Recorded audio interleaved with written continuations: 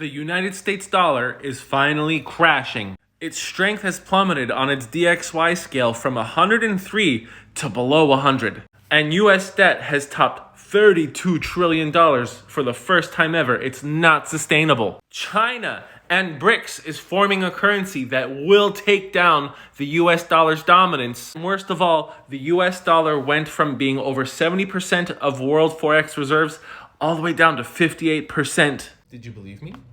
Were you scared? Were you worried about the world status? Were you worried about your future on the dollar?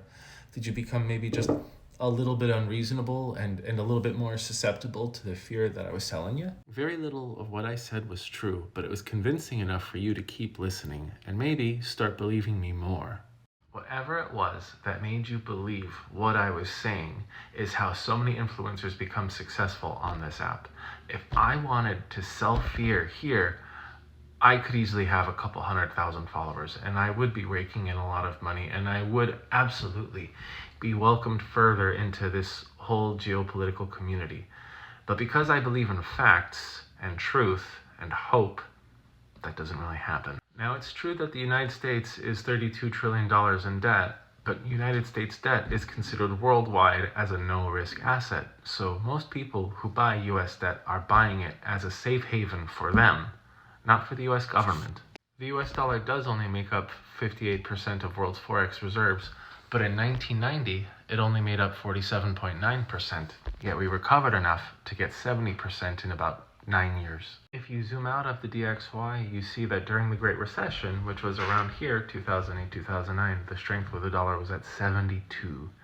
And right when COVID hit, the strength of the dollar was at 90. So we're actually doing quite all right, up at 99. When the dollar is priced lower, our exports tend to do better. I'm comparing right now US exports up here versus Chinese exports. US exports have been skyrocketing, while Chinese exports have been sluggish, and now a cheaper dollar means our products become that much easier to buy for the rest of the world. There is also a lot of fear about China forming a new BRICS currency with Brazil, Russia, South Africa, and India, yet we've just seen India says they are nowhere near ready to accept anything like that, which means that the BRICS currency will die on the floor if it does come out in August. Like I said earlier, my entire goal is to dispel fear with facts and to try to calm the pandemonium that so many fearmongers are spreading. If you agree with what I'm saying, if you want to learn more, please give my page a follow. I'm the Geo Hussar.